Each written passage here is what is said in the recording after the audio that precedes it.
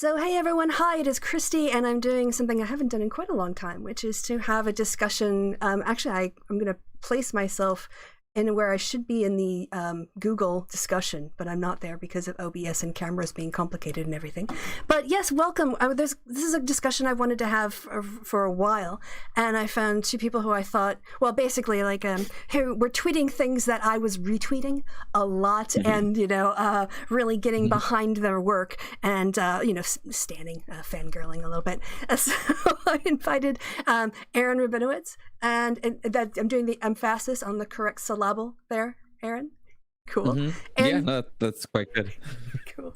And is it Sam Hoadley-Brill, correct? Correct. Yeah, so first, Aaron, you want to give us a little bio, like what you do, how, and where people can find you?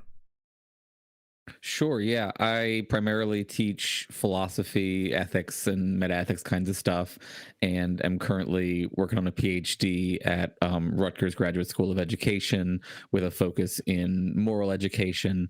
And if people want to find my public philosophy work, I do two podcasts, Embrace the Void and Philosophers in Space, and I have a monthly article column at the UK Skeptic Mag. Excellent. And Sam, where can people find you after this show? I spend all my time on Twitter, so you find me at Deonteleologist, the DeonTeleologist, and my Substack, conceptualdisinformation.substack.com. Nice. And I put links to... Oh, go ahead. Sorry, go ahead. No, just jump in. My Twitter, I forgot, was at ETV pod for folks who want to Yes. follow that. And I put links to two things, each of things that they've written in the description box, but I'll try to make a mental effort to go back and add your Twitter handles as well, both of you. But if you can't find them, just go to my account because I am following them, and so you can check my follows. Sam, why don't we start again with you? How did you sort of come to becoming an advocate for, or someone who wants to discuss critical race theory? What's your history with it? So my history, I became, I would say, really personally invested in issues of racial justice through my love of hip hop, and especially when Kendrick Lamar released his album To Pimp a Butterfly in 2015. That was really focused on the history of, the plight of the African American, and it really sounded like a sort of thesis statement on being a black man in America in 2015. And that was right as I was graduating high school. My first quarter of college, I decided to take I was in the honors program, so I had to take a freshman honors seminar. And there was one called What White People Need to Know. And it was taught by this history professor, Paul Spickard, who has now, since that class and other classes I took with him in college, become like a mentor and really, like, in some ways, like a father figure to me. And so I didn't take any philosophy classes related to race in my undergrad because there was nobody in the philosophy department teaching that, because those philosophers don't tend to exist in philosophy departments most of the time. But at my department now, where I am at the CUNY Graduate Center, we have the great Charles Mills, and we also have Linda Martine Alcoff, who incorporate a lot of philosophy of race, Africana philosophy, that sort of stuff. And so through the work of Charles Mills is how I've gotten really deep into the scholarship side of things. Yeah, and so that's kind of a sort of a different space than the social media arguments. So can you also, too, and I'll ask the same questions to Aaron after this, what was a sort of motivator to get you active on, or how long have you been active on social media on these issues? Has it always been part of your social media activity? And or if it didn't, when did it become so?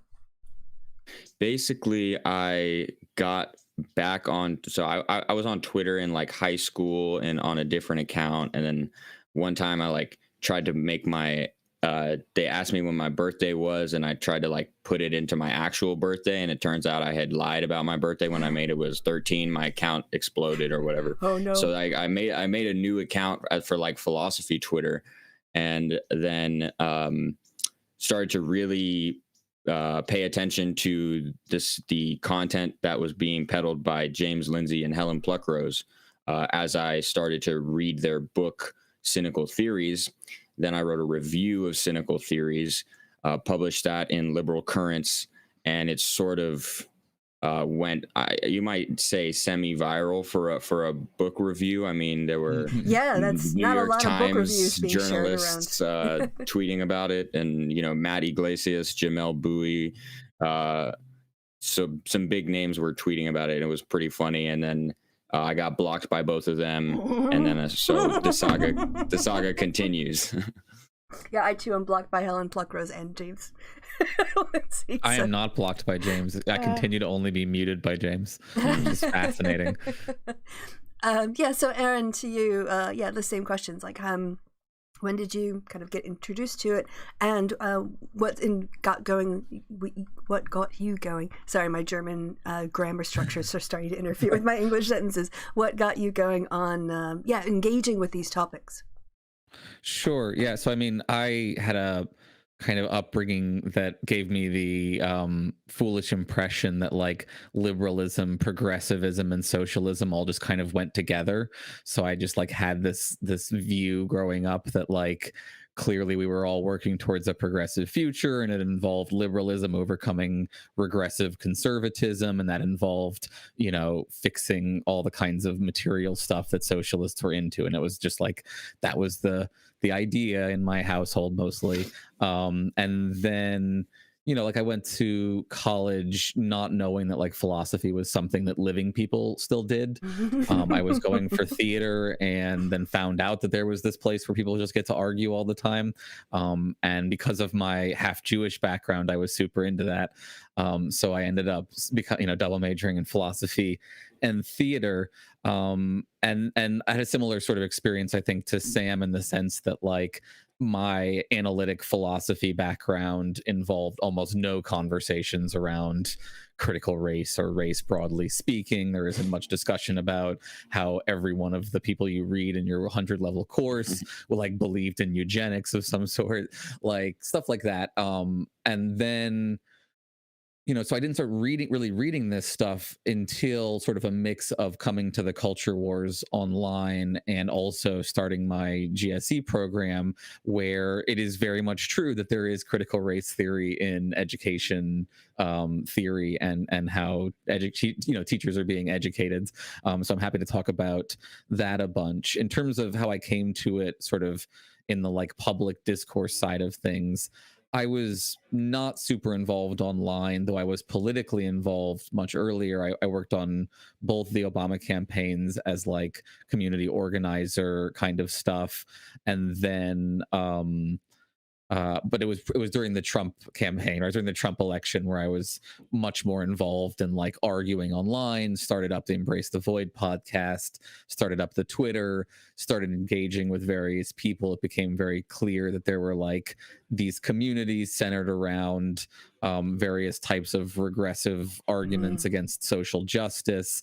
I remember dimly in the past you having a very fun debate with Sargon about intersectionality that nobody in the world seems to remember happened. The feminism debate.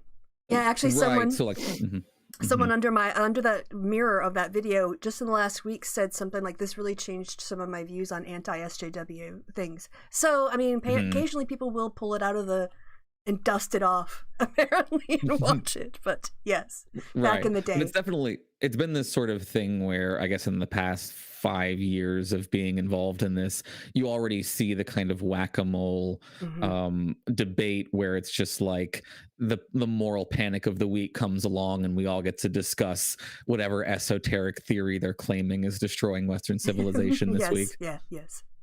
Very true. Very true. And this year's flavor is critical race theory, being banned up and down, well, in some more conservative places.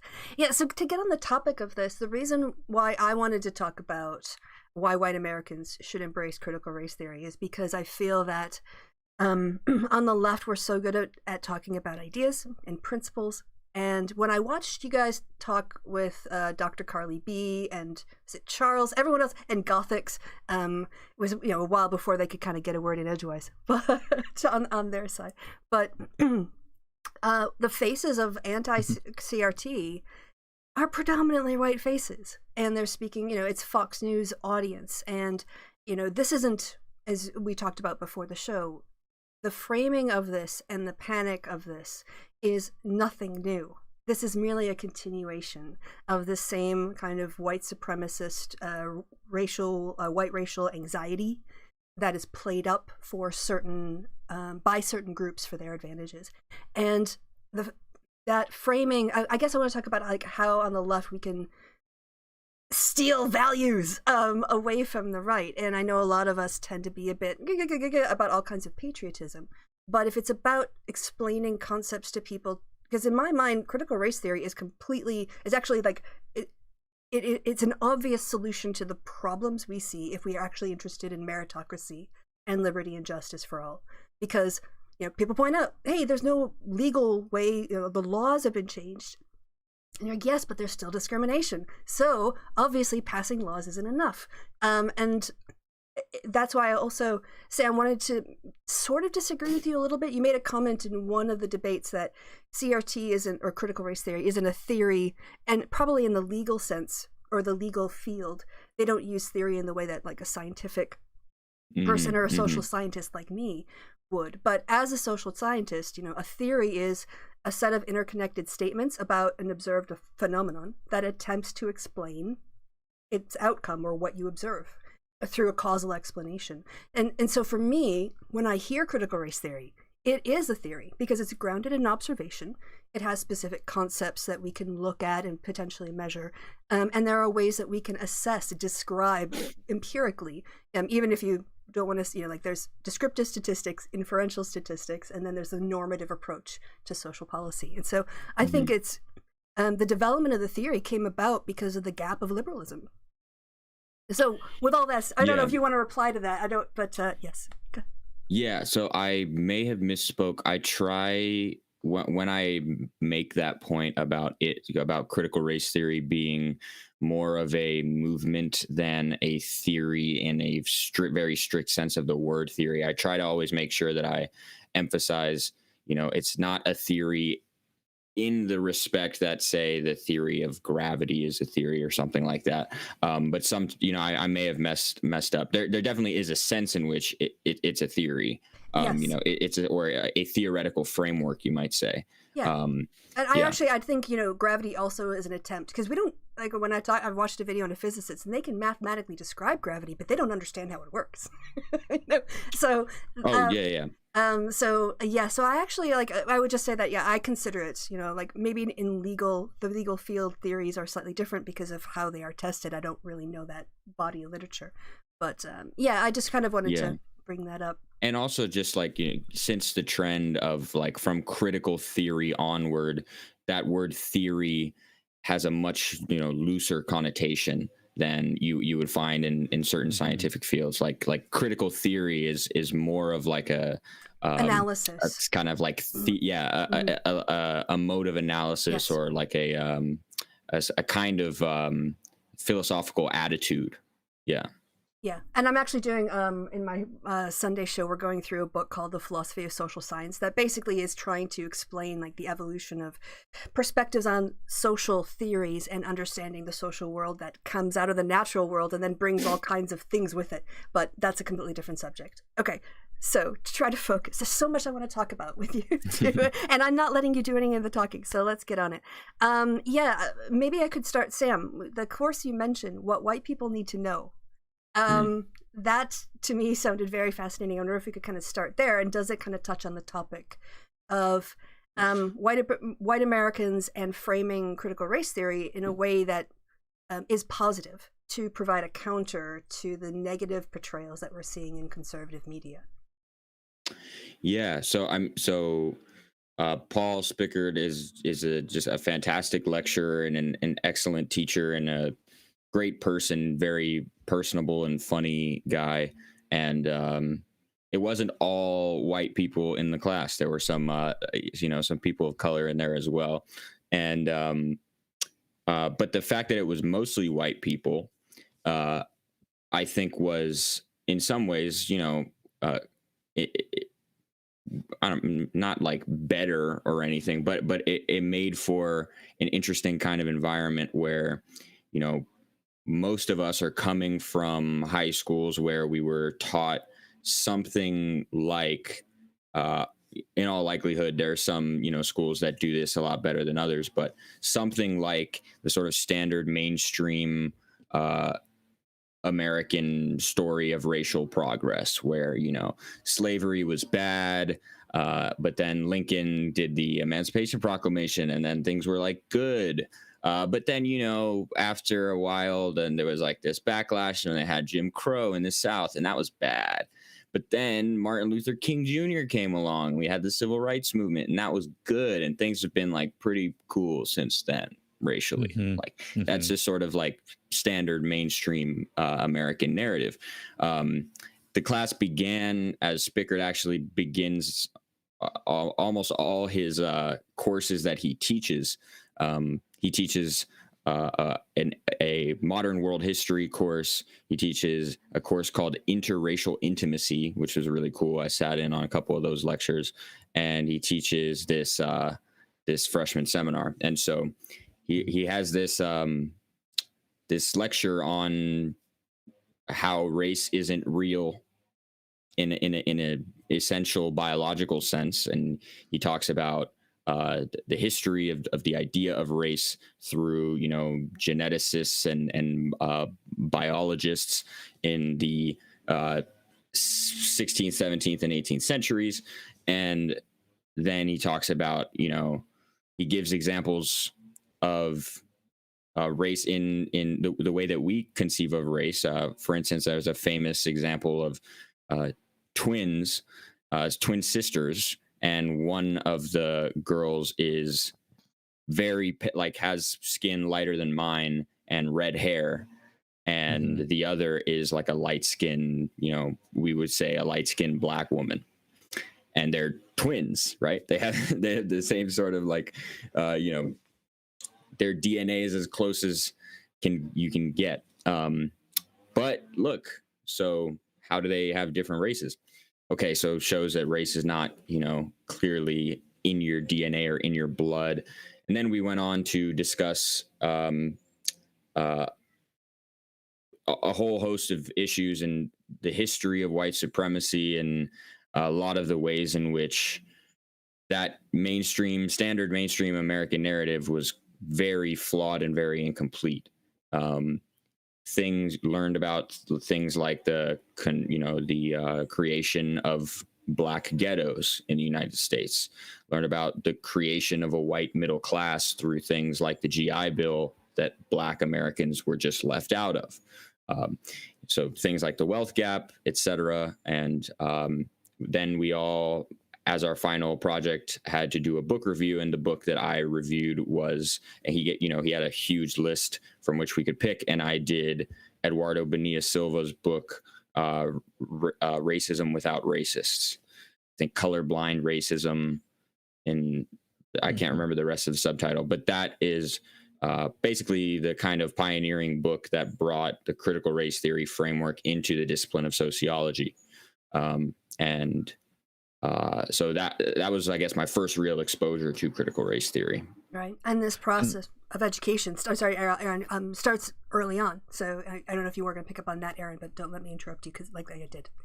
Go ahead. No, it's okay. I just wanted to jump in because I think, I think it is valuable to talk about critical race theory and such like that, but it's also valuable, I think, to get away from what's technically a kind of theory or a method or all these sorts of things, and get into the like concrete consequences of like, what are we really on about here? And I think what Sam is highlighting is that we're really on a lot about who gets to teach what about history, and what that history is allowed to look like, and how much is it allowed to counteract traditional narratives about American exceptionalism. And I think what's been absolutely the most valuable to me in reading all of this stuff in conjunction with learning about critical race theory has been, how much it has expanded my understanding of colonial history and how colonial history turns into capitalist history, and how, America, similar to what Sam was saying, that like we have this very straightforward narrative that we're taught for most of our schooling,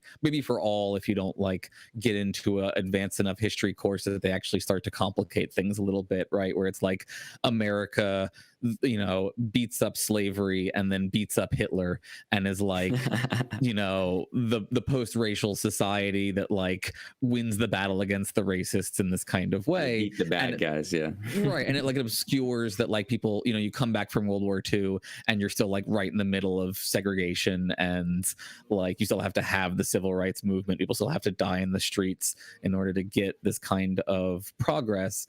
And I think what's really tricky, because you're asking like, how do we make this valuable for white people?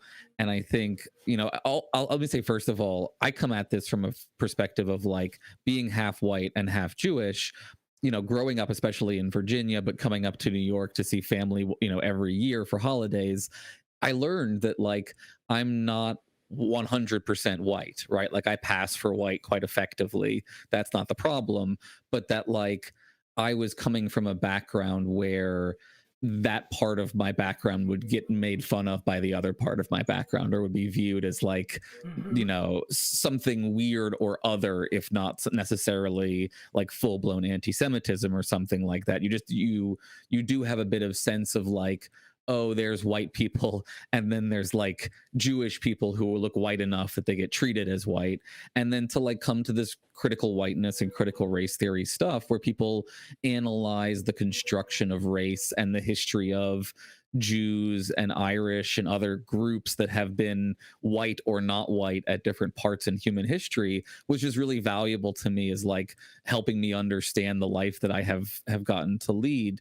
Now, I think where we run into trouble is, and this is partly, I think, some faults of some activists, which is this can slide into a lot of like psychoanalysis of individual white people having, deeply seated, that they're not aware of racist stuff that they have to forsake or something like that, which I think is less useful than like, we have these systems that are running on a racist-free hardware or racist-free software at this point, but like the hardware is so ingrained with racism that it's continuing to reproduce these bad outcomes. And I think if we can focus more on that stuff, that's the ideal. It's very hard, I think, to talk about this history without people getting defensive. There's just no perfect way to do it. We just kind of do the best we can, and I think some people hear and can make a little more space for these ideas. Yeah, and if I could just jump on that a little bit, because one of the things that I was looking up today, and I'm going back in my history to see if I could find it, but I watched a video on the influence of the Confederate activist woman who was a big part of the Daughters of the Confederacy. Yes, and when they're complaining about putting acknowledgement of racism and anti-racist values in public schools, there's no discussion about countering what was decades of white supremacist Southern framing for a lot of these issues, right down to saying, slaves in Virginia were happier than black people in Africa, and they didn't have to work so much. I was taught all of those things in Virginia growing up, for sure. Wow.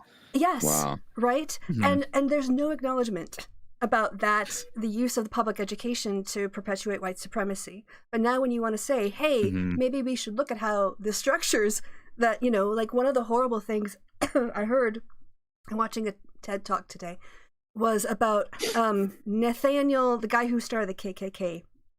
Nathaniel something with an H, right? Hawthorne? Was it Hawthorne? His son. I could be wrong.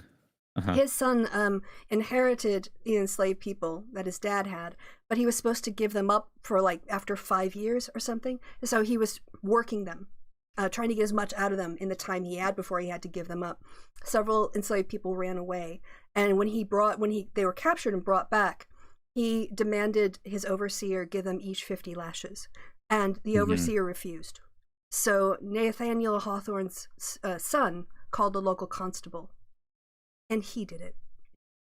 What does this say about, you see the link between policing and slaveholding, and the values that come from that. So having some honest discussions about this, while uncomfortable for white people, really is nothing compared to the discomfort people of color experience living in the America that those white people also occupy.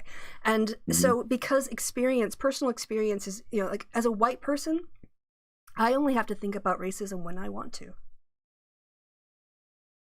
So, yeah. So how do we? I guess connect? Right. So I mean, for me, I want to get away from, I think, like me as white person or us as white person in this kind of conversation, and talk instead about like, how do we understand the current CRT moral panic as being a continuation of what you were describing, which is the lost cause narrative that immediately post-Civil War attempts to like retcon the causes of the war from slavery to states' rights, that attempts to rehabilitate the image of people like Robert E. Lee as being sort of a noble advocate of states' rights and not like a racist like everybody else. And also look at the way that the CRT stuff is the continuation of the Southern strategy, which was the kind of re-upping of the white grievance narratives by Republicans during the civil rights era as a deliberate political project. So I think we can help white people understand, like, this is not about you and your personal guilt, right? This is about you recognizing that there are systems that are trying to elicit a fear reaction in you, and you can avoid that just by being aware of them trying to do it. Yes, they're trying to manipulate you, right? Like there's a sense in which, we can have this kind of like comfort as white people in the sense that we don't have to think about racism, but that's only because we are being lied to. There's still a sense in which it's dehumanizing to us, not in the same ways at all that it's dehumanizing to people of color, and specifically when we look at our history to like Native Americans and African Americans. But it involves a kind of deception, and it wrongs us to do that. It deprives us of the truth, of an actual understanding of history, which is just important because, like James Baldwin said in much prettier prose than I can ever produce, our history lives with us, and the history is the present. The present is simply history in a sense. I mean, and so not only to have an accurate understanding of the world and how we got to where we are today, but crucially, if to be a good citizen and to know sort of what kinds of policies are required moving forward to build a more perfect union, as we might say. Yeah, exactly. Yeah. And I think if you'd ask, sorry, I can just pop in there and then I'll let you go, Aaron. But I was just thinking that, so I live in Germany right now. And I think if you would ask, just the average American on the street, should German children be taught about what the Nazis did in the 1930s and 40s? Should that be, known and, be taught in schools to German kids so they understand their history? And then a subsequent question, like, is that context important for them to know when dealing with Nazi groups today? I think most Americans would say yes. But then, but that was that, the Nazi regime ended in the 1940s. Segregation in the United States lasted through the 1960s, legal segregation. So if the Americans want to say, it's important for other people to know the bad things that happened in their history, and they can handle it, and they can process it, why can't we as a nation? Especially given that, Hitler modeled his laws after American Jim Crow laws. Yes, though they did have to adopt a milder version than ours because our version would have excluded too many Germans. So I wanted to throw in another example to what Sam was saying there that I think really encapsulates how the present is, remains reproduced and enshrined, the past remains reproduced and enshrined in the present, is the debate over statues, which like we're all familiar with at this point, that like there's this culture war debate over the removing of statues. And you see, I think, so much obvious duplicity about the history of those statues and their function that, like, many of these Civil War memorial statues that people are claiming are heritage were put up as part of this lost cause post Reconstruction attempt to force basically a bunch of like Black communities to continue to be aware of like this history and to feel sort of dominated by it in this kind of sense, and to like enshrine these fictional narratives about these individuals really being like, earnest good people in this kind of way. So I think so like you'll hear arguments that tearing down the statues is preventing us from learning about history, when I think the reality is, tearing down the statue forces people to understand why the statue went up in the first place, and the purpose of the statue itself was to obscure history. So I think, right, these are the kinds of like complexities that these different views force us to deal with. And you can say the same thing about like, Leopold statues in Belgium, for example. Like there should be an honest conversation about the fact that there are still massive monuments to, very, very bad people by any stretch of like measurements of morality, by any period. Yeah, and kind of on that, moving slightly, which is, these statues are meant to instill values, and especially like fear in one set of American, in one kind of American, and a sense of like just normalcy, right? It's not that they even have to be actively white supremacists. It's just the assumption that this hierarchy that exists is somehow natural. And so, but let's talk, if we could, a little bit about like, if your thoughts, each of you, I don't know who wants to go first. I guess maybe, well, I'll let you volunteer. I don't want to call on you if you don't have an answer, but like, if you were to try to frame critical race theory for, within the structures of like American values, something you would see more, like I say, like in a Republican Party ad, because there are small government conservatives. I think there are a small pocket of them who do sort of see issues of racial equality as obstacles to freedom, but they're very small numbers. So like, if you were going to sell this, how would you sell it? Does anyone want to go first? Well, ideally, I would simply tell them to read Charles Mills's most recent book, Black Rights, Right Wrongs, where he develops a full-throated critique of the racialized liberalism that we've been living with in the United States and around the world, in the liberal societies that we have, because they have all been fundamentally racialized. So he critiques that racialized liberalism through a kind of immanent critique, in the sense that, look, liberalism posits these values, and because of the racialization and racial injustice, it has failed to live up to these values. And it's a central feature of his argument throughout the book that whether you're a left liberal or a right liberal, you should be able to appreciate the thrust of this critique. You could be a kind of like Nozikian right libertarian type. I actually don't know if Nozick is a considered right libertarian. I've never actually read Anarchy, State, and Utopia, but good choice.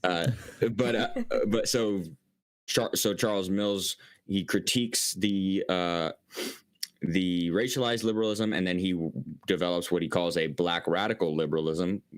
That might scare some people. You could just call it a kind of racially conscious liberalism that says, look, given this history of racial injustice, and given one of the crucial features of liberalism being that those who are wronged can deserve reparations for the injustices that they've suffered, right? If you steal from me, right, I am owed something. If you beat me, or if you injure me, I'm owed something from you. And this country has been doing those sorts of things to certain populations in this country for a very long time, and we still do not have those kinds of reparations. So I mean, you can make the entire argument based on the liberalism, the equality under the law, and the justice that America is supposed to stand for. And we can still support liberal values. It's just a matter of switching from the kind of ideal theoretical framing of United States and its history to the non-ideal actual on the ground story of what's gone on in this country and what continues to go on. I want to give you both a hypothetical, which is this wouldn't happen, hence the hypothetical. You're at a NASCAR event, and as you're standing there, one of the like Confederate flag wearing. I mean, it doesn't have to be Confederate flag wearing, but there's someone there who's talking about critical race theory and misrepresenting it. Like, how could you elevator pitch so short? Because I think this is. I don't know. This is I think this is our, we're really good with abstract ideas and structures and handling that. But I think when it comes to talking to your average Hannity viewer, like, how do we relate? I mean, okay, Hannity viewers might be lost, but so in my head, I kind of have the category of like people who are open to the idea or even anti-racist. I think there's a big block of apathetic white people in America who don't really care. And then I think there are people who are actively hostile. And I want to say that they're clear categories. But I mean, I think in the end of the day, there's got to be some language we can use with that middle category of people who aren't necessarily on either side. Because the right is going to go for fear and anger and you love it or leave it. And I think that's kind of the challenge.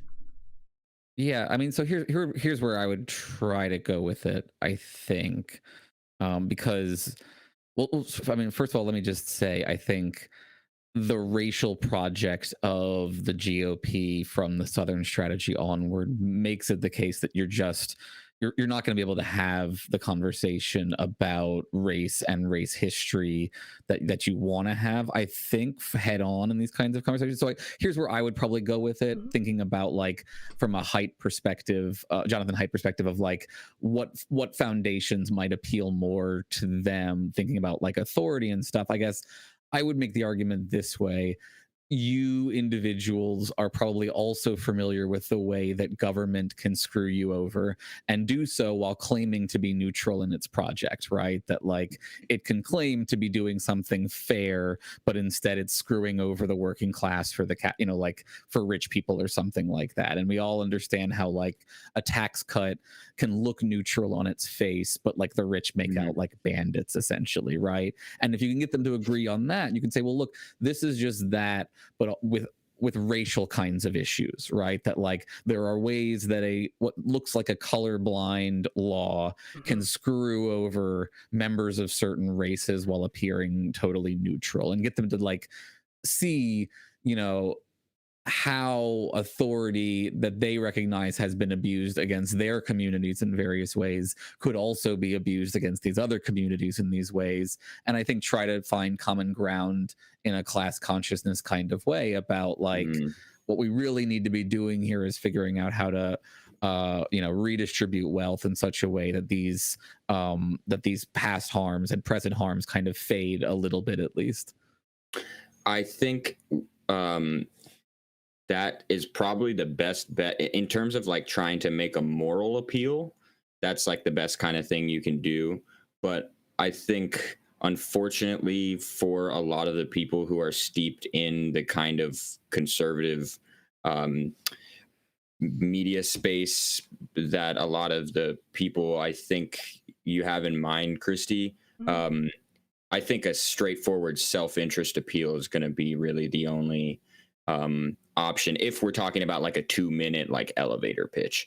I think we would need to try to find a way to explain critical race theory in a way that appeals to their self-interest, whether it's that say, the elites in this country want the working class divided, blacks against whites, so that they can, just have us be distracted while they, run away with all the money, or some story like that could be plausible. If we're talking about critical race theory in schools, I think I would try to frame it for the self-interest of their children. Do they want their children to have an accurate, rich understanding of American history and of when they get to that point, American legal institutions, do they want their teachers, the teachers in their school districts, to be sort of chilled in their speech and walking on eggshells whenever it comes to addressing topics that relate to race and racism? Is that the sort of, half-assed fast food education they would want for their children? I don't think so. So I think when it comes to trying to appeal to people who are already on the conservative side, a more straightforward self-interest appeal might be better. Yeah, and like, let me add, I think it's particularly challenging in the present moment because, if you're online and you talk about race, there's a contingent that will be like, why don't you just talk about class? Everybody would be happy if you just talked about class. But the reality is, if you do that politically in America, you'll be labeled a socialist, and that will have a serious negative impact. So even what I was recommending there about like building some sort of class solidarity, you have to really soft pedal it, because if you working people, like, yeah, right. You really have to code it heavily. And even then, someone like Bernie Sanders still does just get labeled a socialist. And that has significant implications for like who will vote for him. They are amongst the lowest group of individuals that folks say they would be willing to vote for as socialists. Yeah. And sorry, go ahead, Tim. You follow up? Nope. Okay. All right. What about same kind of question, elevator pitch to the, I guess I could kind of count myself in this category 10, 15 years ago, maybe a little bit, probably about that long ago, because I lived in Wisconsin, which is, I did not have a lot of interactions with non-white people, especially like where I was living in the rural areas. I'm not a racist, but that doesn't mean they're anti-racist or anti-racism. So that whole... The white liberal that MLK talked about. Yeah, basically. Or the person who, I love that line from the Bo Burnham thing, why do you rich fucking white people have to see every socio-political conflict through the myopic lens of your own self-actualization? Yeah. Yes, yeah. That was 100% I memed verbatim. that. Well done. Yeah, I love that line. Because I was like, oh my God, I feel attacked. But no, it was also like really self-reflective, how the whole thing of, I just, I'm trying to be a good person. It is... So yeah, same question to the apathetic or the liberal, like MLK spoke. There I think it's easier. There you have a lot more room to appeal to moral values and to make, I think, a much more convincing argument, because you have the kinds of ethical resources that you want to have at your disposal when you're doing ethics, and so there, I think the first thing, the big roadblock is probably going to be this idea of color blindness. Generally speaking, people just won't. Because of this impoverished history of civil rights movement, et cetera, that we are taught, and this idea that, a couple months ago, I really just like freaked out when I realized that, like, oh my God, this entire idea that, like really anyone in the civil rights movement advocated for color blindness is literally just sort of pulled out of thin air and slapped the label of an out of context sentence from MLK's "I Have a Dream" speech. Like, nowhere in his career did he advocate for color blindness. He did often, also advocate for class-based, uplift programs that would benefit not just African Americans, but poor white Americans, etc. Yeah. But nowhere did he ever advocate color blindness. Like, he was just identifying an ideal end goal. Yes. So I mean, that's the sort of like starting point that you're going to probably need when, like, for the white liberal who we're talking about to make progress and to get to a state of recognizing what is actually going to take to make significant material racial progress in the United States. we have to sort of uproot that whole nonsensical idea of color blindness, and that was advocated by anyone really in the civil rights movement. And then you can go look at what they actually wrote, and you can see that MLK wrote things like, for the Negro to gain justice in this country, it will require a fundamental restructuring of American society. Things like that, I mean, that might be a little too far for an elevator pitch, but right. Yeah. Plant seeds for the questions. Yeah. Sorry, Aaron, go ahead. Yeah. No, it does raise some of the problem here, which is that I'm very sympathetic to the people in those situations. I think a lot of the reason that everybody gets that these are systemic analyses, but then everybody turns towards white people psychoanalysis, I think a lot because nobody feels like they have any access to any levers for changing the big stuff. Right. I see the same sort of stuff in education, where people are like trying to use education policy to fix these massive upstream kinds of issues. And it's an understandable instinct if that's the only lever you have to try to like spam it as hard as you can. But I do think it has this unfortunate backfire effect where too many people talking about how people can change their own minds and stuff like that makes the narrative too much about white people psychodrama, and not enough about okay, it's good that you're feeling like you're getting better, but the system isn't getting better, and that's the real problem. But I don't have a good solution, because I don't have a clean model for bringing about that revolutionary change that MLK is talking about right there. So in the absence of that, I think we're just stuck with a diagnosis. And there's one of my favorite lines in Sorry to Bother You, if you give somebody a problem and no solution, they just accept the problem. They just get used to it. So I don't know how we avoid people being stuck oscillating between guilt and acceptance with no sense of a path forward. Yeah, I mean, I think the sort of only answer is sort of grassroots racial justice, systemic, borderline revolutionary type movements.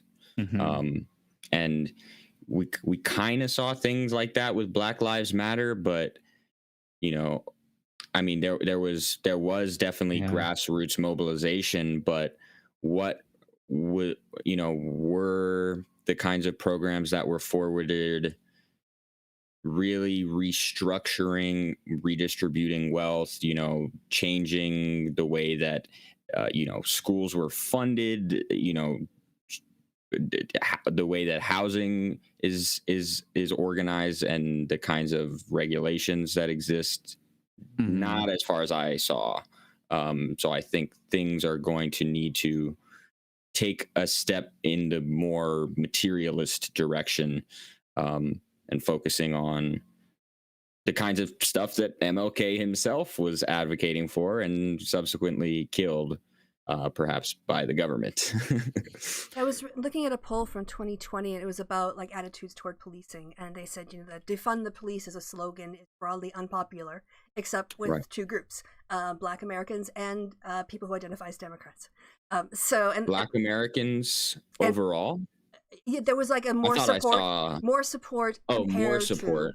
Not 70%, but there was greater support with Black Americans than white or other groups, and Democrats. But when you get down to the individual policies that really come about reorganizing the financing and how you actually do engage with policing, who you send out to things, you had more support, but you still had the disproportionate support. So I think it's important that we have discussions. I know some people were kind of cynical about Juneteenth, which I get. But I also think that if we have an opportunity to have a discussion about the history of America with slavery, it shouldn't just be white people patting themselves on the back for stuff they didn't do. It should be about that at all. Exactly, remembering the horrors of slavery. And so I guess there's a little bit of a core there, and it's a bigger core of people from all backgrounds than there was in the 1960s in the civil rights movement. That was mostly college educated whites, and maybe some union people, but it wasn't as broad a swath. But when I think about, again, I'm going to go to personal experience. I was absolutely, I don't really talk politics that often with my dad, but he, especially when the videos of police brutality that were coming up before the pandemic. Things kind of quieted down while we all been in lockdown. But seeing the video of police brutality had a profound impact on his attitude toward the police, and he started reflecting on how his buddies who are cops, he's got friends who are like retired cops, think in the world as good guys and bad guys. Yeah. And that started to really bother him, more than it maybe would have before, because he's seeing how police are out there and they already think you're a bad person before they interact with you. And I don't know, like, these are obviously individual moments. They're not structural, but in some ways social media has, I think, had a massive impact on showing white Americans the disconnect between what they think is happening and what is actually happening. And and it was, his principles of fairness and justice that made him say the police were wrong. I mean, you shouldn't shoot someone in the back while they're running away from you and get away with it. That's just like logical at that point.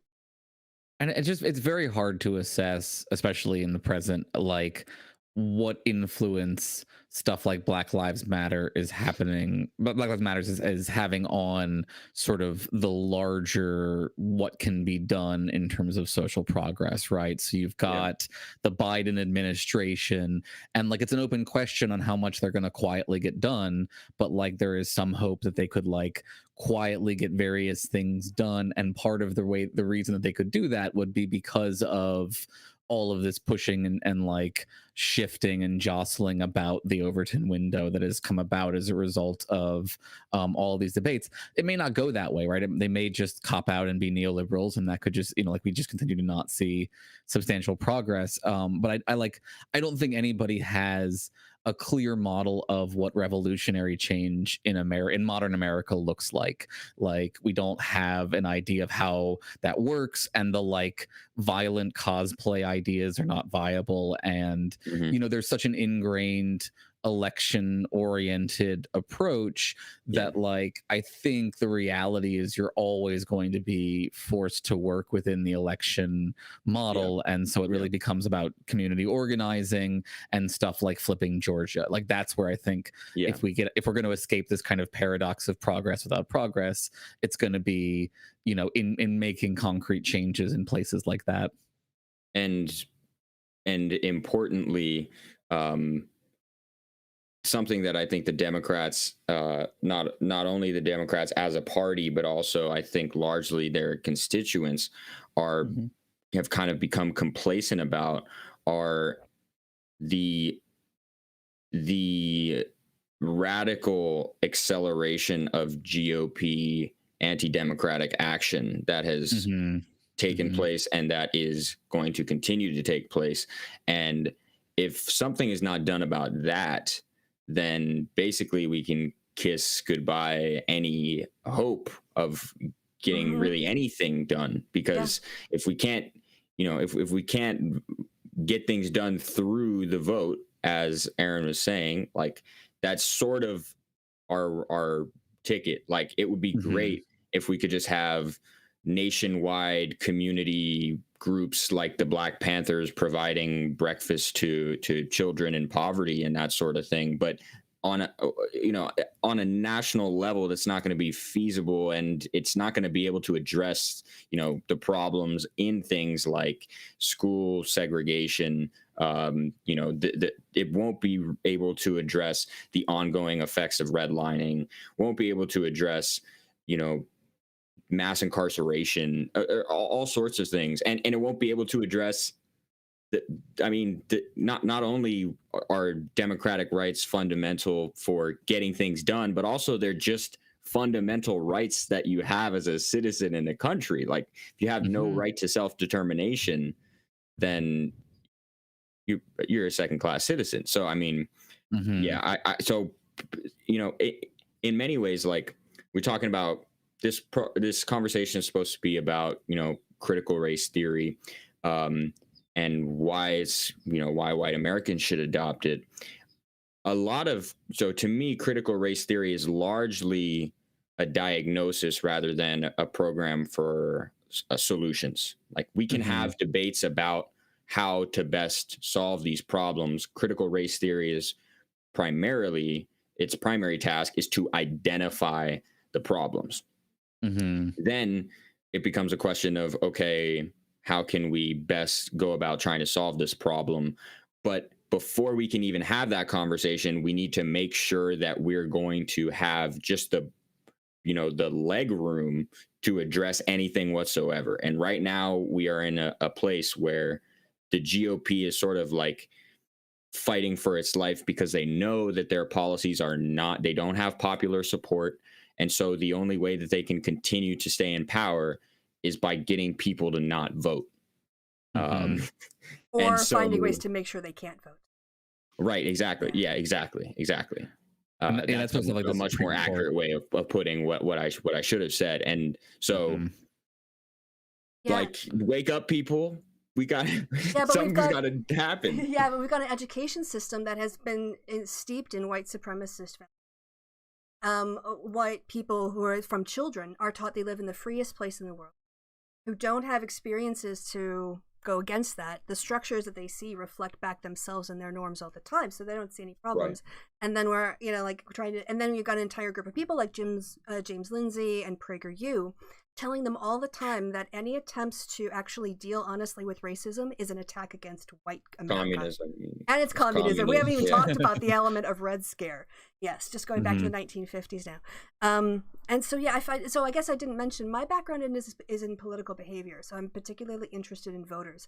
And I started like the qualitative election study of Britain, where I sit down, I listen to voters. I don't give them a survey that's standardized with questions I've picked and answers that I've decided for them in advance. I open it up and listen to them. And so that's why I keep coming back to this, your average person, your elevator pitch, because I know from experience, people are very busy and they don't have a lot of time for things. So how can we get in there and challenge what they're going to get from James Lynn? Those types of people. And I feel like the way I can be a good ally is, one, defend critical race theory for just what you said. It's empirically grounded, right? We passed laws and some things got better, but it didn't fix it. So why? Well, here's an answer. Let's have a conversation about that. And it's only one part of the answer, but it's a good diagnosis. I think you're right. That theoretical framework allows you to see a problem in a way you couldn't before. It's the same thing with like Marx and his understanding of capital, right? He framed it in a way that allowed other people to understand it. Olson's logic of collective action. This happens all the time. Intersectionality, right? You have something, you see it and you know it, but you don't have a language to structure it. And critical race theory is an answer to the question as to why we still have inequality after the civil rights movements and other legal reforms. And so I'm trying to figure out, how do we get into that, the hearts and minds, and give. So one is to defend it as a theory, but two is to also give other people who want to defend it confidence in the tools and some of the languages. So I think the discussion here that we've talked about, like conservative, or Joy Reid called it the Confederate race theory. Tim Wise, I've seen, has called it the conservative race theory. He might be quoting, I'm sure he's quoting somebody else, but I liked Confederate race theory. Is that, that really nailed it. Liberal race theory, and then critical race. One thing I do want to ask is, in your experience, if you kind of to sum up the basic motivations, the character, shall we say, of the kind of anti-critical race theory content you've come across. And I know, Aaron, you've talked a lot about moral panic, so maybe that's something you want to reach into. But what are some of the emotions or the values that you assess when you look at, people who are opposing it or people that you're analyzing? I don't know who wants to go first with that one. Sure. I guess, first of all, I think I want to say my sense is the vast majority of probably normal human beings who are getting caught up in this moral panic are not racist or immoral in any kind of way, beyond the fact they have the bad luck of taking things like Fox News as a reliable source of information. Because I think in this particular moral panic, the fiction about what is being promoted is so extreme that every story is treated like it's teaching white children that they have to hate themselves for their whiteness. If I were a parent and somebody on the news that I thought was reliable was telling me that stuff, I would be really upset too. And I don't think we need to read anything more into their reactions than that, like, you could have a conversation about what are the real motives of the individuals who are telling those lies. And there, I think it's, the usual kind of midterm electioneering sort of stuff. Mm-hmm. Though I'm starting to think now that they have they've blown the nitro too early on this particular moral panic. I think it's gonna burn out before the midterm next year, and it's gonna be kind of more of a blip than having the kind of impact they want it to. would it won't be hope like so, man. referendums on gay marriage was to Karl Rove in 2004.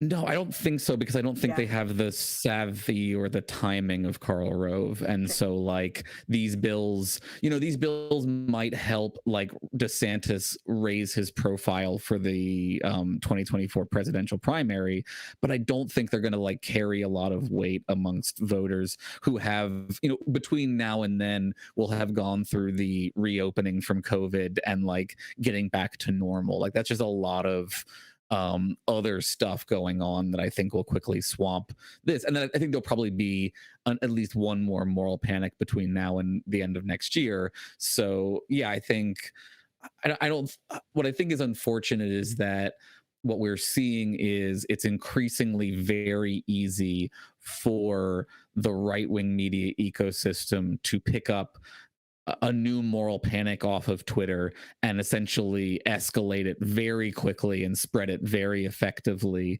And that like they're just going to keep taking shots at intersectionality and critical race theory. And whenever they get a hit, there will be this kind of bit of chaos and waste of energy, it seems like. Yeah, and on that too, I think, sorry, but Sam, before you start, I'm sorry, but on that, I think it's good, when you talk about, so I frame this, sorry, I have too many ideas in my head. I frame this in terms of like giving white Americans, people some confidence or a framework to talk about it or think about it.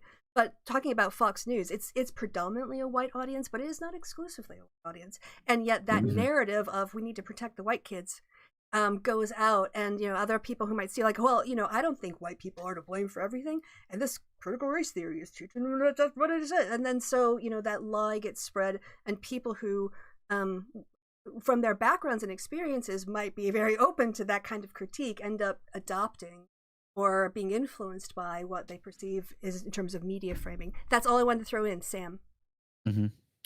Yeah, so in terms of the emotions, I mean, to me, it's basically all fear and anger at your sort of moral outrage. Like you said, you have the trope of it demonizing white children, that it frames whiteness as the root of all evil, that, it associates whiteness with all of the bad things and blackness with all of the good things. Like Rufo has claimed this. But then also you see people in the same sort of camp arguing, referring to that Smithsonian graphic that was quickly taken down, which does the opposite, right? It associates whiteness with these things that we would consider good, like being on time and, and scientific inquiry and reason. And then by implication suggests that, I don't know, that's not a part of Black culture or something. So you have these contradictory narratives that are, running right through the heart of this, right-wing propaganda campaign about what critical race theory is. But that doesn't matter, because it was never about accurately characterizing critical race theory. It's not even about being consistent for the most part. But they've largely abandoned that former, Smithsonian type narrative of what critical race theory is, and they've really dialed in on this anti-white line, which is very dangerous because if you go back just a few decades into the fringes of white supremacist movements, and not even the fringes, but actually people like David Duke, who brought white supremacy from the fringes to the kind of political mainstream, and his talking points, affirmative action being, anti-white racism, and being a form of discrimination against white people. This went from, at the beginning when he introduced it, a kind of unpopular, taboo way of framing affirmative action, to then within a few years being just standard mainstream conservative political talking points. And then even like when you get like the Clinton types sort of buy into that sort of thing because of how centrist they are. So it literally goes from like fringe white supremacist talking points to kind of just accepted mainstream stuff. And then what do we see in the 90s and on? I mean, there's a lot that white supremacy continues to gain steam. You have things like the McVeigh bombing. You have more and more white supremacist mass violence, domestic terrorist attacks, and then leading all the way up to, of course, Obama's election and the backlash to that and all that caused, and then all the way up to Charlottesville, right? And then Trump, of course, has stoked all these things even more, and we're probably at like a kind of high point right around now in terms of like the past few decades, I would guess, in terms of like mainstream infiltration or the infiltration of white supremacist organizations and sort of talking points and just tropes in ordinary politics, like you see in Donald Trump, and now the GOP sort of endorsing Trumpism to some extent, trying to sanitize the history of the insurrection and all these sorts of things. So this anti-white stuff is very scary. But I went on a bit of a tangent there. No, it was perfect. But yeah, they create this non-existent thing to be a boogeyman. Right, and then they can also, there's also, you see, so when they have non-white, school board parents talking out and then, coming on Fox News, it's not just about things like it being anti-white. They also have built into the narrative that, oh, this keeps black children down. It tells black children that they're oppressed and that they'll never get anywhere in life. And then this leads to the sort of thing, people might have seen this recently. There's a viral video of a black man in a school board meeting who claimed that he had 2 medical degrees and was in fact, in no way ever faced any kind of oppression based on his skin color, and that in fact only black people ever told him that racism was going to keep him down. White people never told him that. This guy was not, in fact, the holder of any medical degrees. He's a YouTuber who has boosted his platform and gone viral.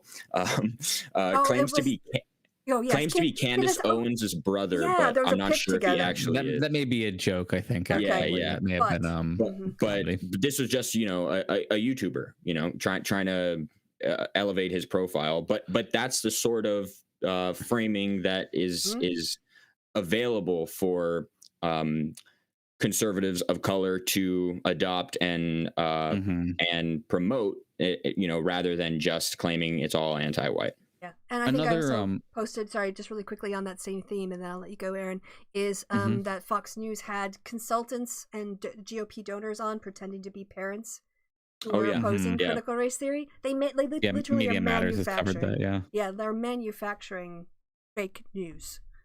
But yeah, go ahead.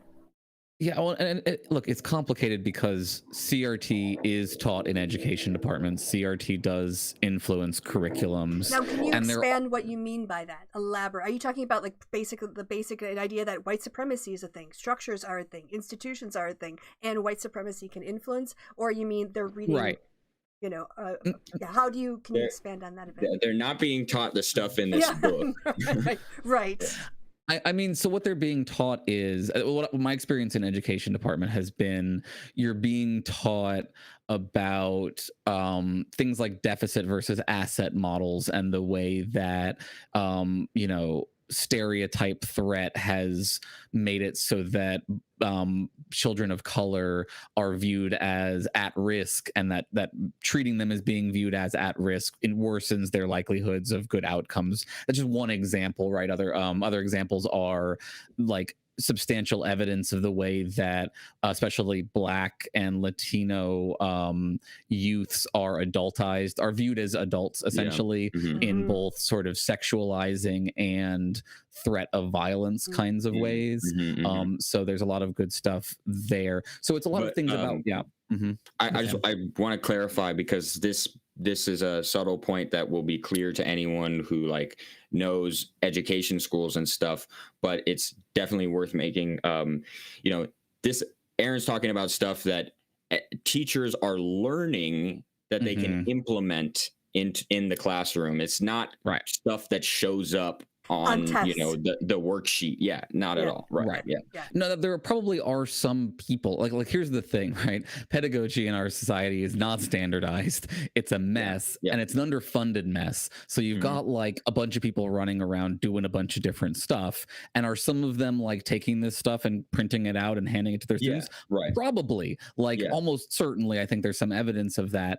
And like, you know, what we need is better pedagogy around this, not banning people from talking about these kinds of things, because it is incredibly valuable stuff. But it is also the sort of stuff where if it's done in a slapdash kind of way, it's understandable that it will produce backlash, because it can be very easily misunderstood and misread or misrepresented. Right? Yeah, exactly. And this gets, you know, this gets into further confusion. Like, if we want to stop accusing each other of doing like a Mott and Bailey, like I think we can be honest and say it's a big mess about what is being taught and what is trying to be. Now, I think it's a little bit more transparent that the ban the divisive ideas bills are deliberately worded, even when they don't explicitly ban people from talking about this stuff. They're worded in such a way where it will have an obvious like chilling effect on educators who are at high risk of blowback, and like their supervisors will just tell them not to talk about this stuff.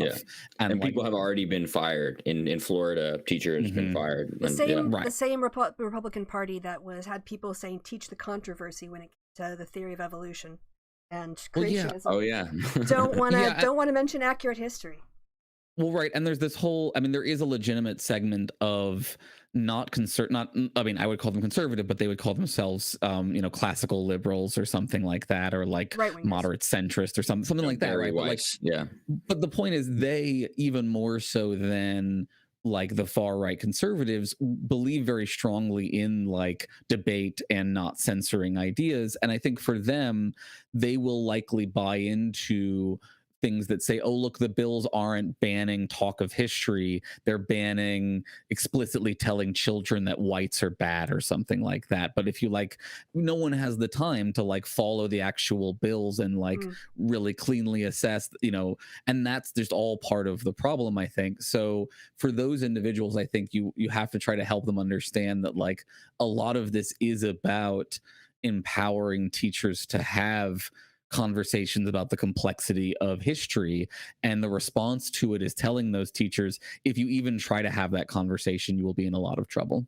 Yeah, and it's so depressing because, you know, I'm now hitting middle age, or actually, I don't know, hitting 50 next February. But, you know, Kevin and I on our happy hour show, there's always the complaint after Black History Month or during Black History Month, where's White History Month?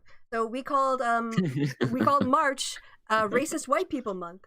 And every time we had an episode, each of us brought an example from history. And he tended to do more international stuff. So he talked about the Aboriginal population in Australia, what happened with them, or a colonial oppression in Africa and other parts of the world. And I was pretty narrow, I was more narrowly focused on the U.S. because I'm an American and I'm navel gazing, as a lot of us are. But also, and you were probably never taught foreign history at any point in your education. Not to that extent, yes. And Kevin specialized in history; it was his degree at university, so he kind of had a head start on me in that. But you know, I was looking at Agatha Christie. There's so much casual racism in Agatha Christie. And yeah, basically we went through individuals from scientific racism, and we talked about a lot, because I was really actually slamming women. I don't think racist women get enough condemnation, because they really play an incredible role in socializing. Women don't get enough attention. Yes. And that, like, again, the Daughters of the Confederacy influenced textbooks, which influenced literally decades of people's attitudes towards racial relations. For sure. And I mean, we could have done that. We could have kept that going the entire year, and I would not run out of things that I didn't know were racist. Like last week, I watched a video about how music theory isn't music theory; it's 18th century European white music theory. And when you set the people who are white European men as geniuses, and no one else is a white European man, that means only white people can be geniuses. You're already setting, and how music theory was actually part of a culture war in Germany to establish German supremacy. And those approaches are still being taught, those values, even though they're not explicitly racist.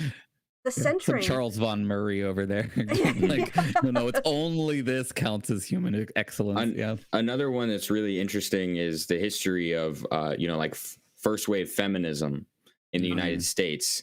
Like, a lot of these women were virulent racists. Like, sometimes white supremacy was invoked as the justification for their feminist activism, was that where they needed to preserve the white race.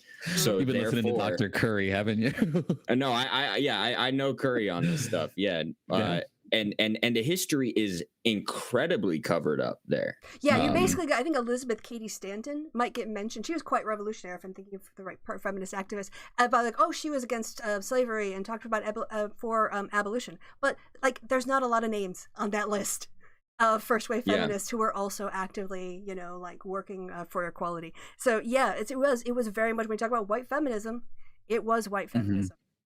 Yeah. The one that I learned about recently was mugshots. Did y'all know that mugshots are racist? Yeah. How so? Mugshots, the classic front and side mugshot, arises during the phrenology.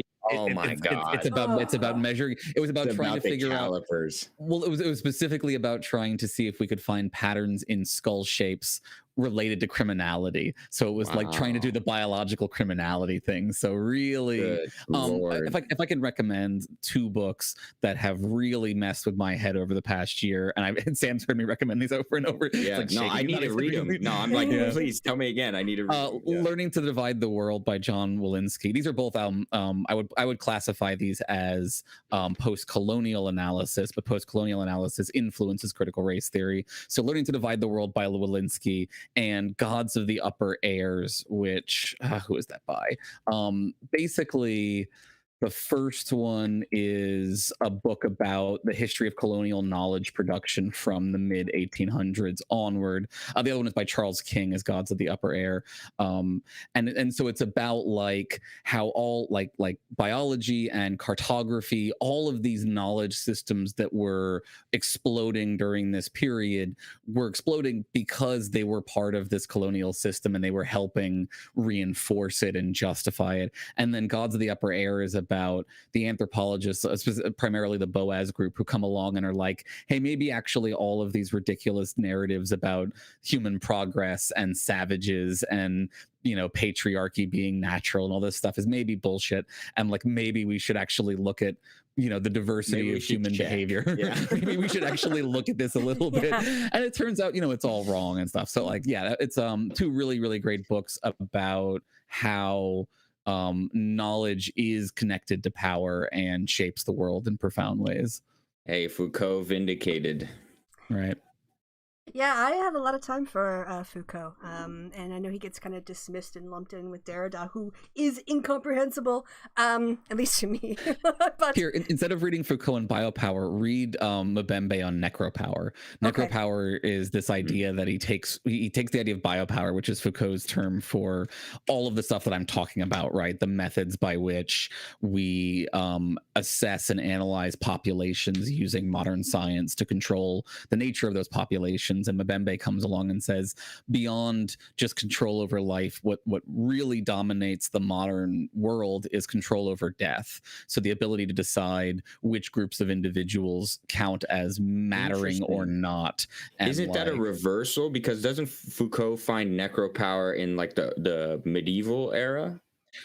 Right. So you see some of this stuff. And basically what Mbembe says is that like you see some of this implicit in his ideas about like quarantine and stuff like that, but that it flips the emphasis and says what matters most is not shaping living beings, but instead sort of deciding, similar to the ideas who about gets to die and when. Yeah. Right. So it ties directly to Patterson's social death stuff, where it's like, who are the individuals who are viewed as othered sufficiently that they are not members of the moral community and can be treated as such.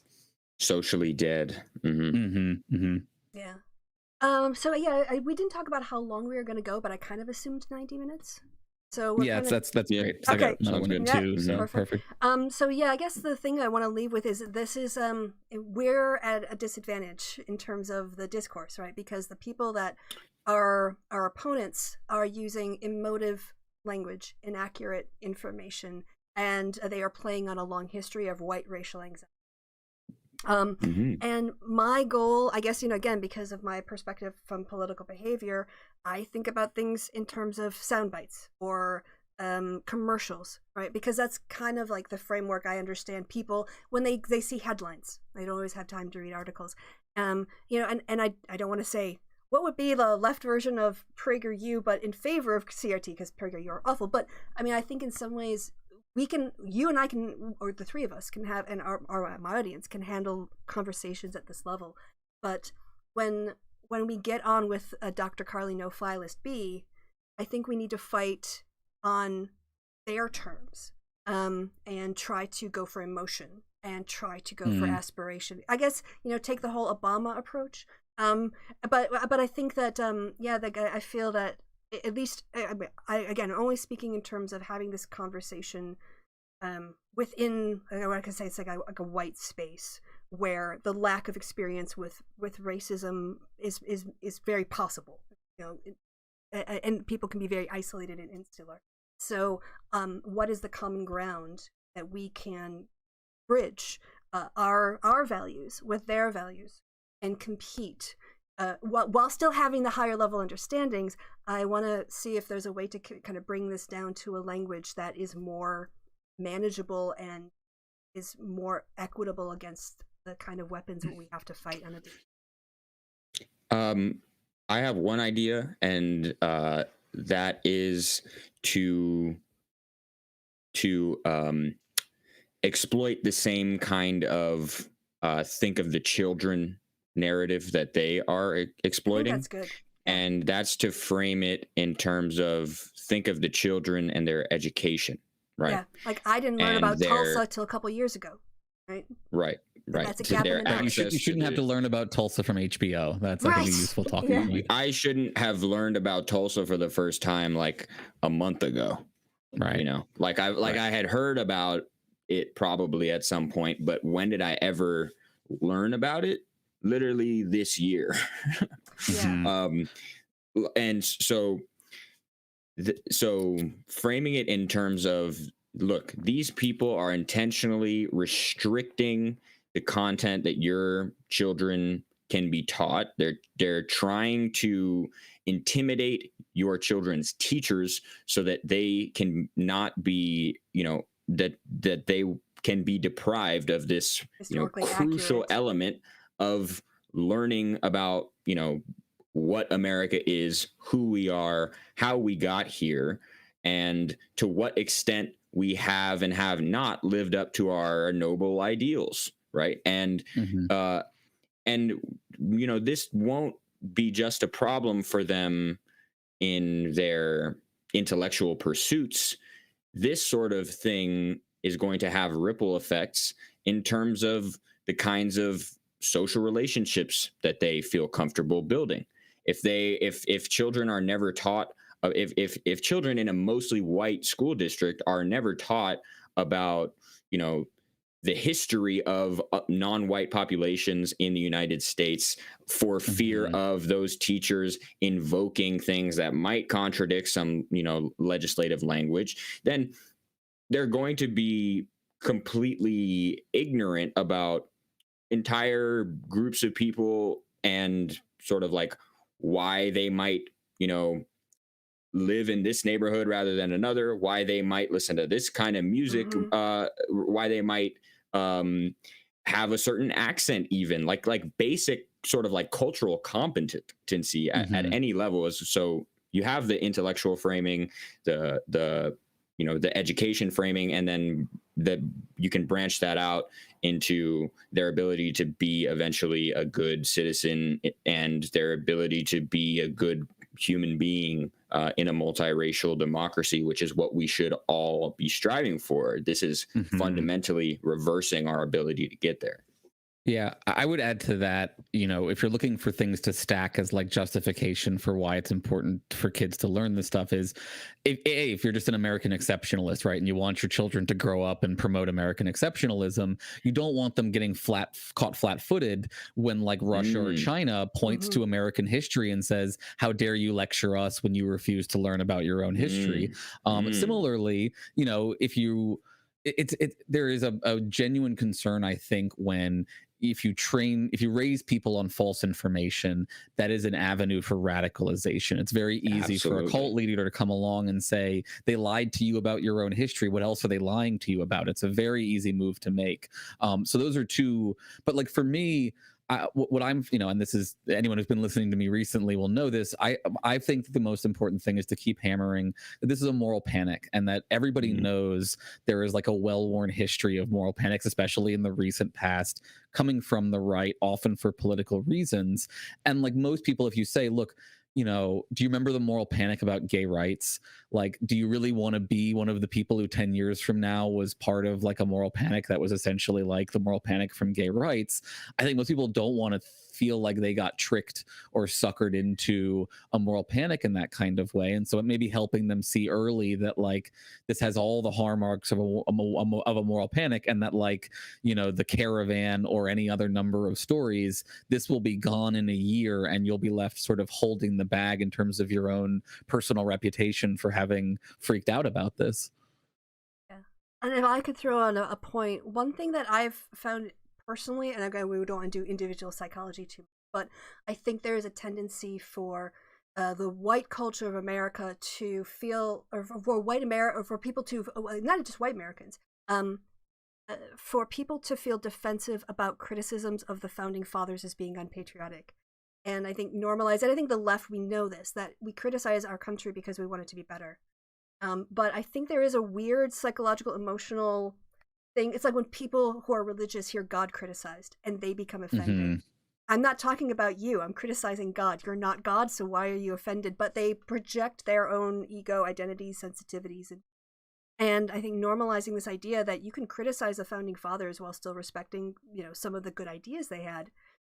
But also it is unfair to treat them, it's not historically accurate to treat them like they didn't have any flaws.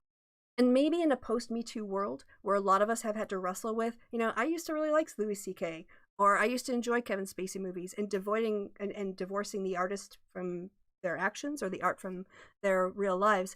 Maybe we're getting a little more practice culturally in being able to say, I like that part of this person, but we have to be honest about these things because we just Hmm. can't cover this up anymore.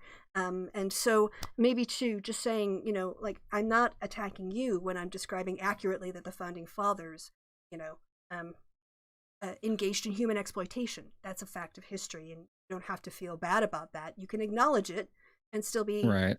keep your American aspirations of liberty and justice for all. And that's a big problem with the cancel culture narrative. I think there is something like cancel culture. There is a concern about the way that individuals on the internet engage in mass dogpiling in a way that is harmful. But I think a lot of the goal of promoting that narrative is to give people the impression that any criticism is going to come in the form of cancellation. That like you're not allowed to have those sophisticated critiques on the left. You're either a perfectly good person or you're on the like naughty list forever.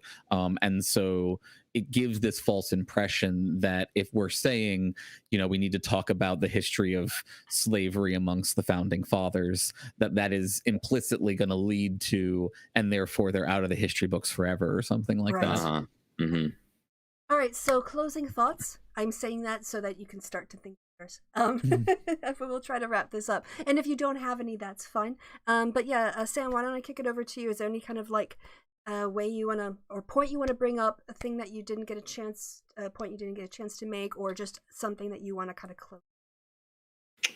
I would advise everyone to always be aware of the media that they're consuming and where it comes from and who might have certain interests in you interpreting things certain ways.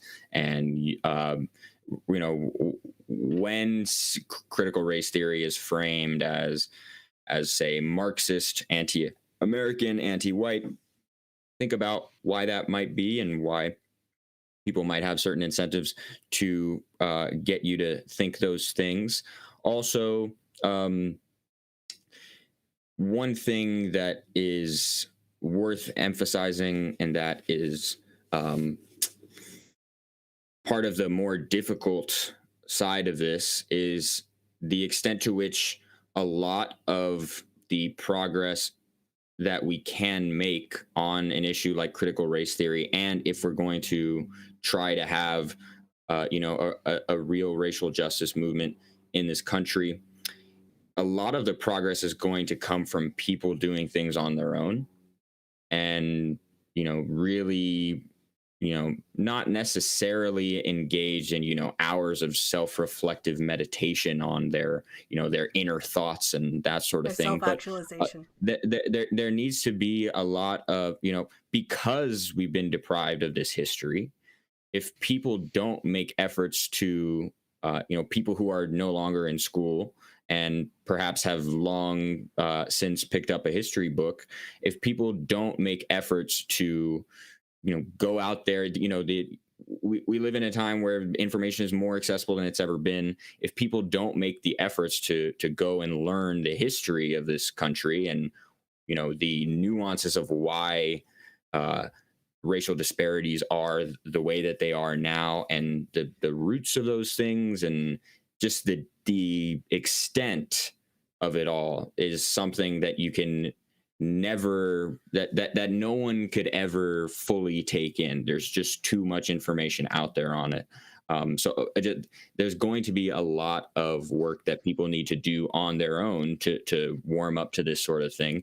And so you can't always convince everyone, change everyone's mind, but you can nudge them in the right direction, say, hey, check out this book, hey,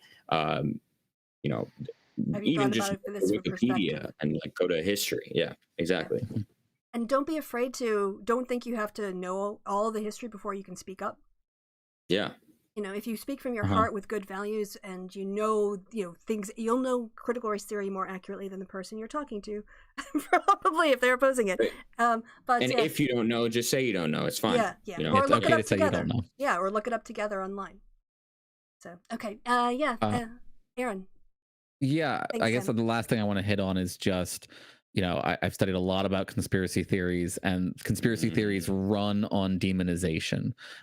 And what I see a lot of is demonization of teachers as this group hell-bent on indoctrination. And like, my experience with teachers is it's just not that. They're not anything like the monstrous Marxists that some people make them out to be. Most of them desperately just want to teach a subject to students, and like want to do it and be funded for it, and like have their students have the best chance in life, essentially. So be very wary of the people who have made, and this is something that the Republicans have been doing for decades, for longer than I've been alive, of the people who are demonizing educators as this secret cult of indoctrination. Now, let me also say, the same goes for white people, right? It is really important to recognize that if you spend a lot of time demonizing white people, you are making it easier to slip into conspiracy theories against white people, and that like those will have similar kinds of harms, even if there is a more genuine history of white people doing terrible things. So I do think it's important that our side works on de-escalating the kind of all cops are bastards for white people kind of stuff, and getting back to white people use stuff like pedagogy of the oppressed, where it's like, look, the oppressor is as dehumanized as the person they are oppressing by the system of oppression. They are caught up in a system that dehumanizes them from birth and habituates them into this system just like everybody else. And so like, we need to help them in their terrible luck, just as we're trying to help ourselves. Fascinating conversation. I feel like we could have gone an hour and a half just on each of the topics. And I hope this isn't the first time, and I hope this is the last time we have a chance to. Aaron, remind people again your Twitter handle. Sure, at ETVPod. And Sam? At Deonteleologist. So go follow both of them now, if you aren't already, and if you aren't already, why aren't you? Thank you both so much. And I would ask, I didn't do a Q&A time in the chat. I should have. There were quite a lot of comments, so you guys can go back and read the chat, and maybe, yes, let me know. I know most of the people in the chat, so I can connect you. But thank you to both of my guests. Thank you for everyone who's showing up. I've been Christy. You guys have been awesome. And until, I guess I'll just do the outro. Until next time, it's goodbye from me, and also goodbye from my guests. So guests, please say goodbye.